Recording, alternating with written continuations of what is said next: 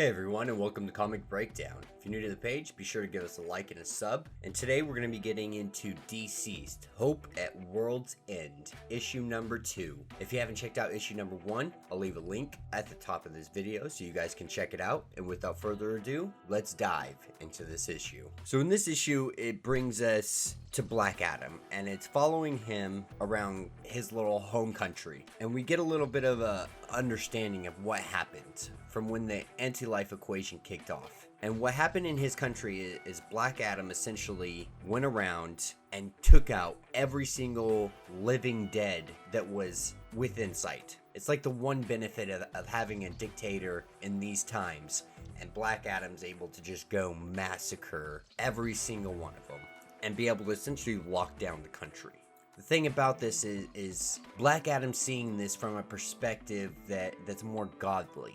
And so when he goes to take out people, he's not just taking out the dead, he's taking out the living as well. He's literally killing anybody. He's not trying to save people, he's literally just trying to wipe them out. He's not going to take any kind of chance. If you're next to a zombie, you're going to die next to a zombie. And after he's done vanquishing as much of the dead as possible, he returns to the palace, and he almost feels shame for what he's done. You know, he saved the country, yes, but he's sorry for it. Like, it's not something he necessarily wanted to do. He didn't want to hurt his people, but he really felt like he had no other choice. And then this is where we pick up with Superman, one of the Lanterns, Wonder Woman, and Martian Manhunter. And they're still out here rescuing people and trying to save people. And Martian Manhunter lets Superman know, like, we found a refuge. We might have a place that humanity can survive this. And so as they make their way, they're intercepted by Black Adam. And he pretty much is like, why are you here? What are you doing here on my territory? And Black Adam lets Superman know, like, my country is safe because I did what you could not do, what you wouldn't do.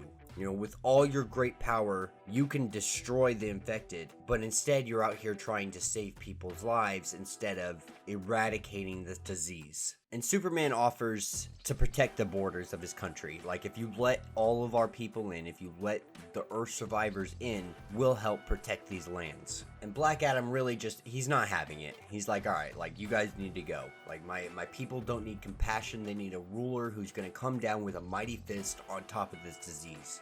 And Superman lets him know, like, you're making your choices based off the wisdom of a god, but you're lacking the heart of a human. And Black Adam, he really starts to think on this. Like, he really contemplates what Superman said. Because at the end of the day, it's Superman. And Superman is super persuasive. And at the end of the day, Black Adam's not trying to have his people die. And he hopes that his people see it that way. He really wants them to understand what he's doing. And so we see him decide to go for a walk in town outside of the palace. And we see him yell Shazam, and he goes back into normal clothes. And he goes and starts talking with the people, and they're absolutely terrified. And it's a shock to him, you know, and his servant lets him know, like, you went around the country raining death from the skies. What did you expect from them? And Black Adam has this realization that he can't protect this place by himself. Black Adam alone cannot do this, and he knows that. He's not too arrogant to accept the truth. And so he's even warming up to the idea, like, maybe I should invite them in. Maybe I should let all the heroes in, and we can probably overcome this all together. And he comes across a woman, and she says that her son is hurting and that he needs help. And so they go to open the room up, and her son is one of the dead. And it immediately jolts out at Black Adam, scratching him as he says Shazam. And then we see the anti-life equation take over Black Adam's body. And this is hugely crucial because it was literally just seconds. And you could have just been a regular anti-life equation zombie, but instead he said Shazam, and now you have